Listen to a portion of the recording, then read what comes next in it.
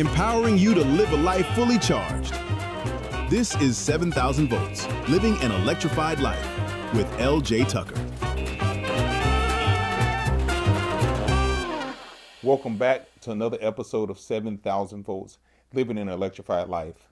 I am your host, L.J. Tucker. Welcome to the show. If you had to pay $100 every time you complain today, would you be rich or would you be broke by noon? Most people wouldn't like the answer, and today we're going to talk about why. Complaining feels harmless. Everyone does it. But normal doesn't mean healthy. It feels like release, but it's reinforcement. It keeps the problem alive. You're rehearsing it, feeding it. In 7,000 Volt, I say this: whatever you give attention to, you energize. Everything flows where attention goes. Words are not neutral. They are conductors. They carry voltage. Complaining connects you to the very thing you say you don't want. So if you don't want something, and when you complain about it, guess what? You inviting more of, I don't want it. I don't like him. I don't like her. The traffic is not good. I don't like my boss. I don't like to work. I'm constantly getting sick. We bring these things to our attention. We're complaining about traffic, work, money. Notice how when people repeat the same problems and they wonder why nothing changes. Spoiler alert, it's because you keep repeating the things that you don't want. It's in your subconscious mind. It's at the front of your brain, and that's all that's all that goes to work for you. There's a power greater than what we can see with the eyes that goes to work for us, consciously and unconsciously. This is why Job said this, the thing I feared the most has came upon me. Just let that marinate for my Bible scholars, that people that understand what Job was talking about. He said, I'll say it again, the thing that I feared the most has come upon me. Every word, every complaint is current. It's electricity, people. In Philippians 2:14 says, do everything without complaining or arguing. That's very important, because what the mind can conceive, it can also achieve. So we have to make a conscious effort to redirect our focus, especially when it's on something that we don't want. If we focus on the things that we do want, peace, a good life, a good marriage, a fulfilling job, being able to travel the world, or whatever your heart desires, we get to speak it into existence. That's the power that we possess. And if we focus our attention on those things, they come to pass.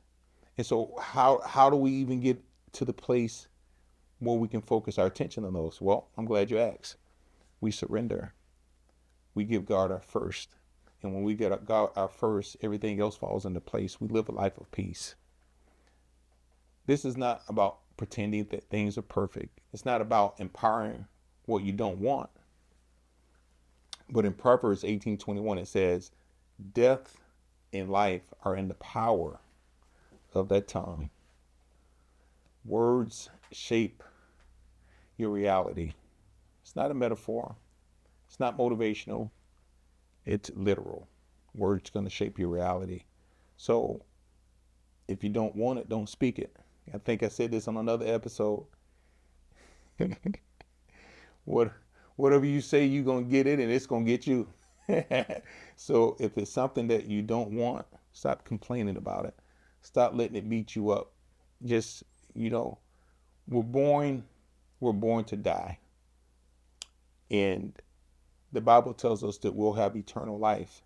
So why not enjoy this life that we have? And the trick of the enemy is to get us to focus on things that's not gonna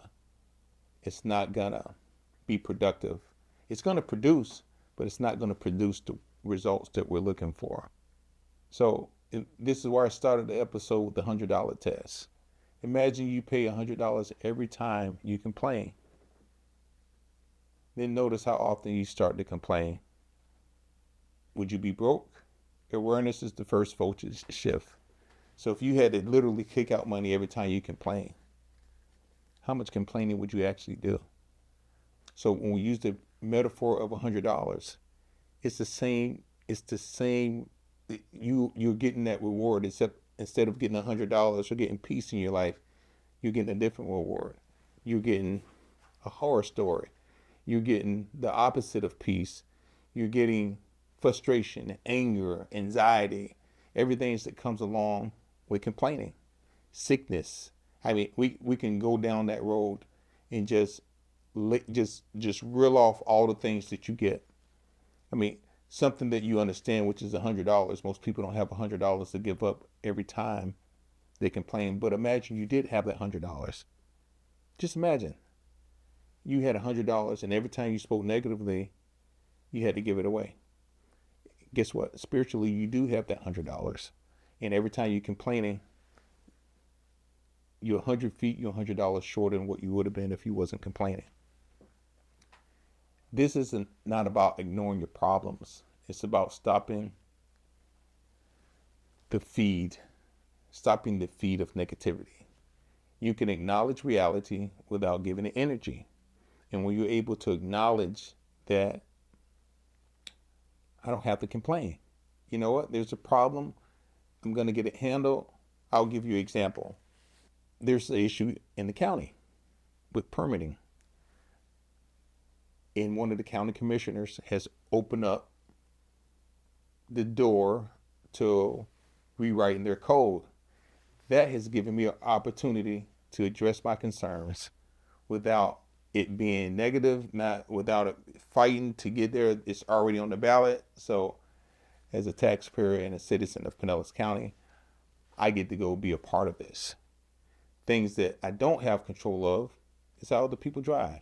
So I don't let that enter my energy of peace.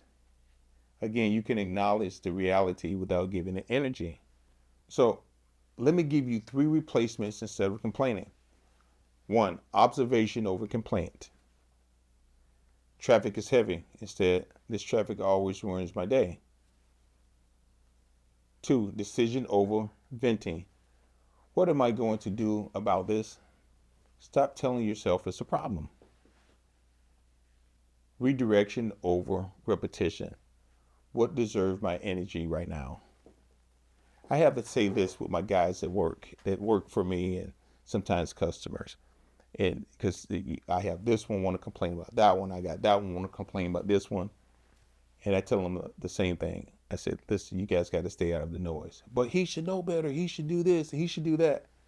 I said, are you really going to waste your energy on what you think somebody should or should not do when I'm talking to my guys? And it's a reason why I do that. My job is to not only keep the peace, but focus my energy outside of the noise. Because as the leader, as the owner, I got bigger and better things to do than to get caught up in the noise. My job is to know my surroundings, everybody's tendency, and use it to my advantage. Like sometimes I want to say some stuff. Like, really, you mean to tell me? But I don't. I find a constructive way to, hey, let me hold that tractor. If I don't like, I'll give you an example. If I don't like the way somebody's doing something, hey, let me grab that tractor for a second, instead of saying some choice words like, I can't believe you're driving this slow, or you're not doing it this way or that way. I just simply grab the machine and do it the way I want it done. Sometimes I just turn my head and not watch, because I was like, as long as they're not hurting themselves or destroying property, I've learned to delegate without micromanaging. That was tough. It still is tough sometimes, because I get involved as a business owner. I'm involved. I don't just send the guys out. I get involved. So I have to redirect myself at times and reserve my energy for other things that needs to be dealt with. Remember, you don't need more positivity. You need a better aim. And the aim is not, it shouldn't be aimed at anything negative. Like, life is short. You have to enjoy it. Complaining doesn't make you honest. It makes you predictable.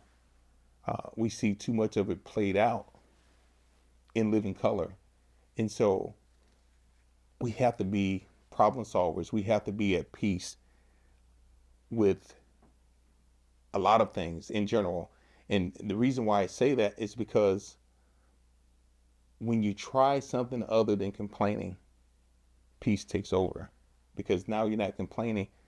You have enough people, they go out of their way. They wake up complaining. They wake up looking for reasons to be upset and offended.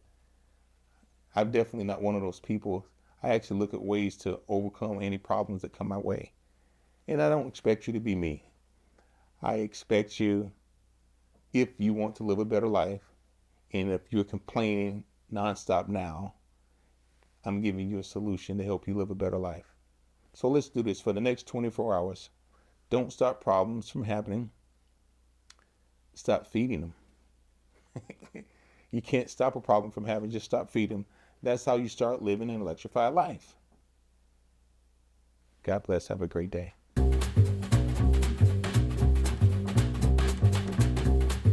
This has been 7,000 Volts, Living an Electrified Life, available on YouTube and your favorite podcast app. If you enjoyed the show, don't forget to like, comment, share, and subscribe. For more information, visit us on the web at ljtucker.com. Remember, stay electrified.